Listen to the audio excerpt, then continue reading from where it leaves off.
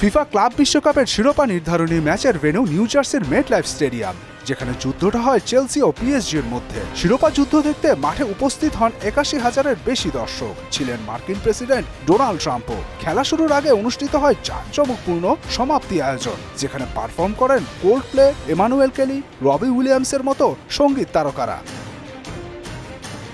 এরপর মাঠে গড়ায় খেলা। প্রথমার্ধেই প্যারিসীয়দের গুড়িয়ে দেয় ব্লুরা। ২২ মিনিটে পিএসজি দুর্গে হানা দেয় চেলসি।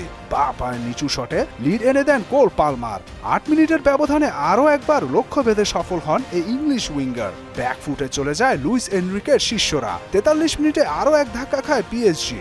এবারে কোল পালমার গোল না করলেও তার পাশেই প্যারিসের পোস্টে বল পাঠান জোয়াও পেদ্রো। দ্বিতীয়ার্ধে কোনো গোল হয়নি। এর মধ্যে কুকরেইয়ার চুল টানায় জোয়াও নেভেস লাল কার্ড নিয়ে মাঠ ছাড়লে ১০ জনের দলে পরিণত হয় পিএসজি। শেষ বাঁশি বাজা মাত্রই উল্লাসে মেতে ওঠে চেলসি। আগে ৭ দল নিয়ে আয়োজন হলেও এবার এই প্রথম ৩২ দল নিয়ে হয় ক্লাব বিশ্বকাপ। ফলে এর আগে একবার চ্যাম্পিয়ন হওয়া চেলসির কাছে ২০২৫-এর শিরোপা অর্জন এক অনন্য রেকর্ড। ব্লুদের হাতে ট্রফি তুলে দেন ফিফা প্রেসিডেন্ট জিয়ান্নি ইনফান্তিনো এবং মার্কিন প্রেসিডেন্ট ডোনাল্ড ট্রাম্প।